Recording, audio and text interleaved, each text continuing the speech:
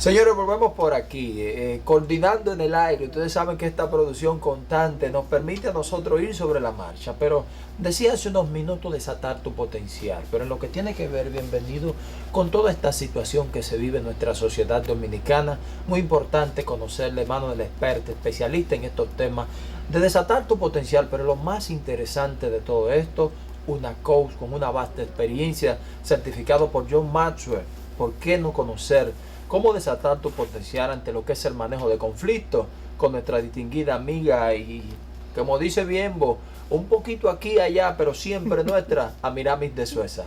Saludos, Amiramis. Hola, hola. Amiramis, el tema tuyo de hoy es un tema que cae como anillo al dedo. Así es. Porque muchos de los problemas y de la violencia que hay es por la falta de precisamente el tema que vienes a tratarnos hoy, de manejar, aunque sea mínimamente, los conflictos que se le presentan en la vida diaria de la persona. Así es, así Sí. es. Así que hola, bienvenida. ¿Cómo están todos? Yo feliz de estar aquí con ustedes, nueva vez, desatando nuestro potencial con comunicación positiva en Enfocado TV.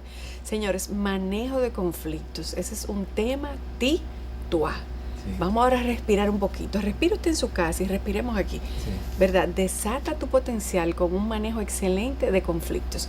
Ahora bien, vamos a empezar definiendo ligeramente lo que es conflicto. Conflicto es una discrepancia, una disonancia, una desazón que tienes o internamente o con alguien.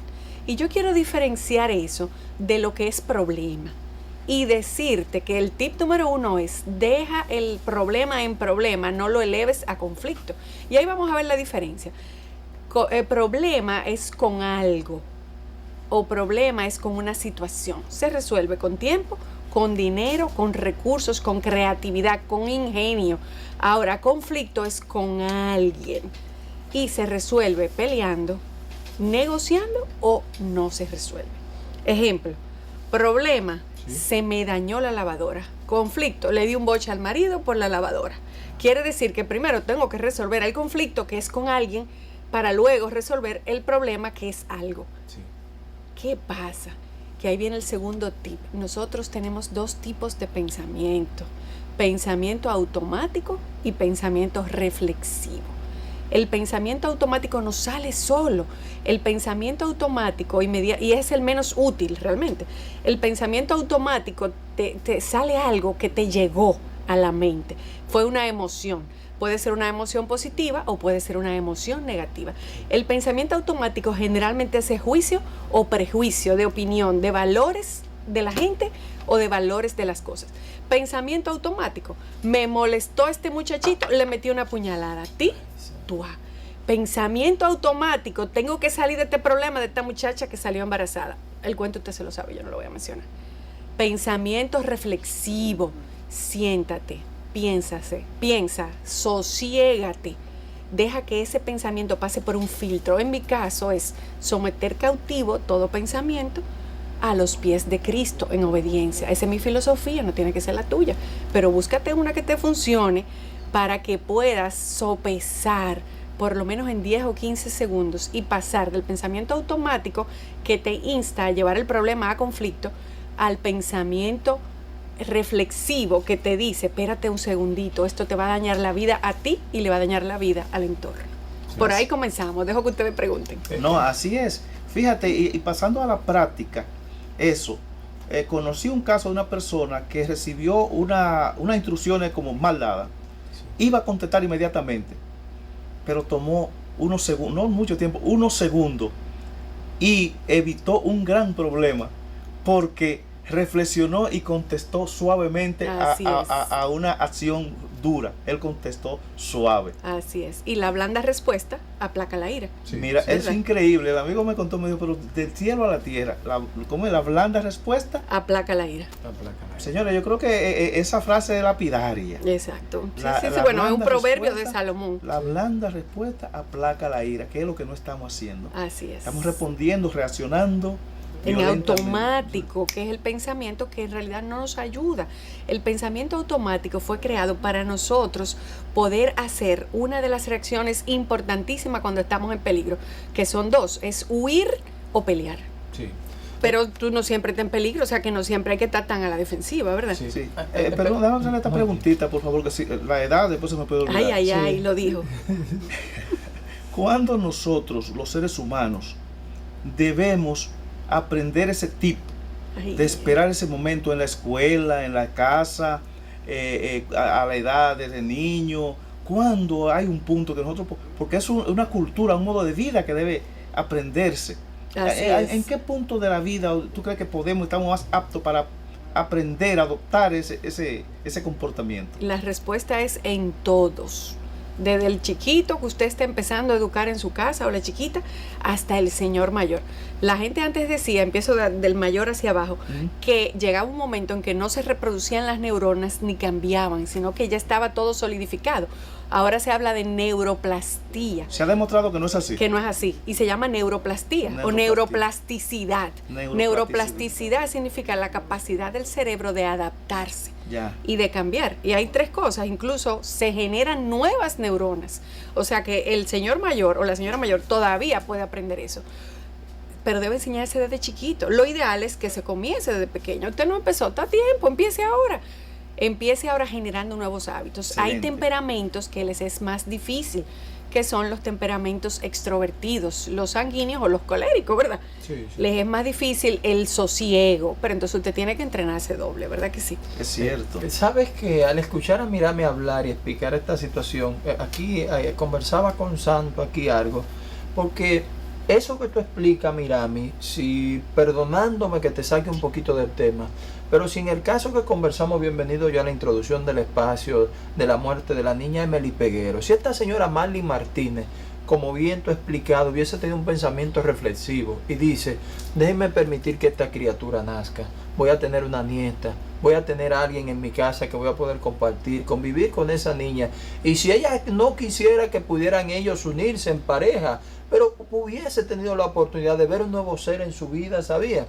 Y como bien tú explicado, el pensamiento reflexivo, en vez de actuar, como tú decías, colérico, hubiese reflexionado, tal vez la realidad de ella fuera hoy, porque como bien tú haces la comparación, una poca o mucha pena, pero esos 30 años y su vida va a estar marcada para siempre por ese hecho. Entonces, ante momentos que no actuamos correctamente, que no hemos tenido la sapiencia y la paciencia necesaria, ¿cómo podemos nosotros sacar de abajo y hacer que ese momento negativo pueda cambiar en nuestra vida, Miramis? ¿Qué podemos hacer? Así es una pregunta interesantísima, Robert. Desde mi punto de vista, siempre tenemos una segunda oportunidad porque hemos sido creados por Dios, ¿verdad? Entonces ahí viene el arrepentimiento, pero lo primero tiene que ser ese arrepentimiento de corazón. Cuando viene esa reflexión a posteriori, después del acto, que usted dice, cónchale, me equivoqué. Y la pregunta es, ¿y cuántas veces no nos hemos equivocado nosotros? Sí. Y pregunta todavía peor, si a ti, a mí y a ellos dos les quitaran el telón de adelante, lo que hay atrás, lo que hemos hecho, en algunos casos nos avergonzaría, ¿verdad? O sea que hay que partir quizá con una postura de que la gente puede arrepentirse porque Dios es misericordioso, pero hay que hacer una reflexión de arrepentimiento. Y en esa reflexión, aun cuando no venga el arrepentimiento por el hecho per se viene, porque cónchale, he tronchado mi vida por eso. Pero yo quiero devolver el tema a qué hacer en el momento o cuáles son las herramientas que podemos tener en el momento, o sea que ya hemos metido la pata en buen dominicano y que queremos reivindicarnos y no queremos hacerlo de nuevo, ¿verdad? Porque no siempre es tan grave como esa situación. Pero ¿qué hacer? Nosotros tenemos 2 maneras de reaccionar y a mí no me gusta la palabra reaccionar, yo prefiero decir actuar, porque si reacciono entonces estoy siendo automática, mientras que si acciono o actúo estoy siendo reflexiva, ¿verdad? Estoy actuando según mi guión. Entonces tenemos 2 formas de actuar, una que es pasiva y la otra que es agresiva, y eso depende mucho del temperamento. La gente pasiva acomoda en el conflicto. Te acomodo, yo me hago la loca, yo soy alfombra para que tú pises, sí, todo está bien, pero voy acumulando. Entonces esa gente en algún momento explota, ¿verdad? Y el otro lado es la persona agresiva, que es la persona pilón. Hágase aquí lo que yo digo. Yo soy la que sé, esto es y punto.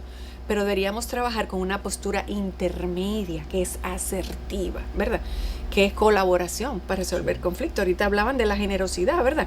De esa colaboración, de ser generosos con los demás y de trabajar con eso. Y lo hablamos un poquito fuera de cámara, como Robert es un líder siervo que acomoda a su equipo, que es generoso con su equipo, pero es asertivo, ¿verdad? que es una persona que define el conflicto y lo maneja. Sí. Entonces yo diría que lo ideal fuera que aprendamos de esos errores pasados y que tenemos derecho a reivindicarnos, ¿verdad? Y ya es otra cosa la parte legal y todo lo que implica el castigo que tendríamos, pero tenemos ese derecho a reivindicarnos. Muy bien. ¿Y qué te parece, Amiramis, con tu experiencia, ¿vale? Que la persona, vamos por decirlo así, además de se prepare para tener una respuesta blanda a una reacción dura, ¿cómo es que dice? La blanda respuesta aplaca la ira. Ah, exacto. Solamente la blanda respuesta. Y Aplaca previamente, claro, previamente, tú preparar tu vida para sentir bien. Es decir, para tomar las cosas quizá en la dimensión, no como aparenta ser, sino como a veces son, que no te afecta. O sea, tú prepararte para que ese mundo exterior, esa mala vibra no te llegue. Sí. O sea, sentir bien para poder reflejar ese bien ante cualquier otra reacción de la vida. ¿Qué te parece? Así es, Esa excelente. previa. Excelente, y eso se llama bienestar, ¿verdad? Bienetre, sentirme bien, ¿verdad? Y ese sentirme bien hace que yo pueda entender que lo único que yo manejo es a mí misma. Sí. Yo no manejo el entorno, yo no manejo a la gente, yo trato de influir, pero yo no lo manejo. Hoy hablaba con una amiga de parte de ese conflicto y hablábamos que a veces uno dice, fulanita me hirió. Ajá. Entonces yo le di el permiso para que me hiriera, ¿verdad? Porque yo decidí que eso que ella hizo llegara y permeara de mi emoción, pasara al pensamiento, ¿verdad? Sí. Y lo hiciera vida en mí. Ahora, lo que yo debo decir es, esa es una persona hiriente. Ya. Entonces ahí el problema es tuyo.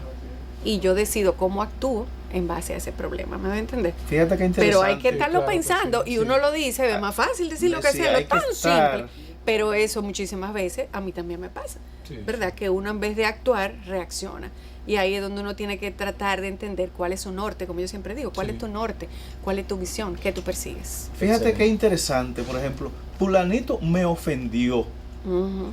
Bueno, pero él cree que me ofendió, porque si no había ni motivo ni nada, yo no me siento ofendido. Así es. Entonces él trató de ofender. Así es. Fíjate qué interesante, si aprendiéramos eso en nuestro diario vivir, en nuestra cotidianidad, la mayoría de esos hechos violentos no sucedieran. Así es. Eso es En así. su gran mayoría. Eso es así. Amiramis, me parece que todo esto está enmarcado dentro de lo que es la inteligencia emocional también. Así es, así es. Dentro de la inteligencia emocional, que de los postulados de Daniel Goleman es eso, yo me autogerencio, yo no puedo gerenciar a los demás. Ya. Por lo tanto, yo me autoconozco. Pero a mí me gusta llevarlo un chisme para arriba, ¿verdad? Y es a la inteligencia espiritual. Y Daniel, en la Biblia, un profeta, y hay un libro que se llama Daniel, habla de que Daniel tenía un espíritu superior. ¡Wow! Ahí quisiera llegar, no digo que he llegado, no estoy tratando. Un espíritu superior, entonces ya no sería inteligencia emocional desde mi punto de vista, sino espiritual, ¿verdad? Que uno lleva todo a la oración, que alguna gente le llama reflexión, otra gente le llama meditación, pero uno lleva todo a ese espacio de sosiego para manejarlo. Pero ¿qué pasa? Que muchas cosas son en el momento, el que se te metió en el carro, el que te cogiría a coger el parqueo. Entonces, claro, uno actúa porque uno no va a hacer alfombra, pero uno lo maneja con inteligencia emocional o espiritual. Como a nosotros que se nos acaba de meter el tiempo y ya Ay, concluir ay, con ay, nosotros. ay, ¿eh? ay. Vamos a Así reaccionar es, se nos fue el emocionalmente. tiempo. Eso es así. Señores, hasta mañana. Miramis, bienvenidos. Muchísimas gracias. Ustedes nos encontramos a las 5 en este su canal 24, enfocado para todos ustedes. Muchas gracias. Ya lo sabes, desata tu potencial.